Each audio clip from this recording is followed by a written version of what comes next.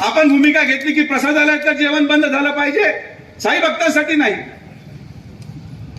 साईबाबा संस्थांनी निर्णय घेतला, आपण दर्शन रांगेमध्ये जेव्हा जेवणाचे पास वाटायला लागलो, रोज मागच्या 15 दिवसामध्ये रोज 10,000 लोक जेवायचे कमी झाले. 10,000.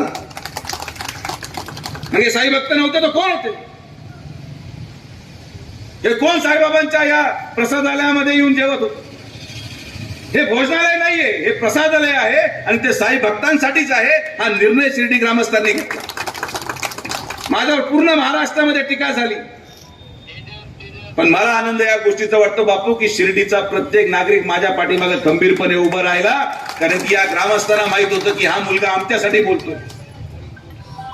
रोज 10,000 लोक कमी होणं म्हणजे किती मोठा आहे. हे लोक कोण होते? साई भक्त नव्हते.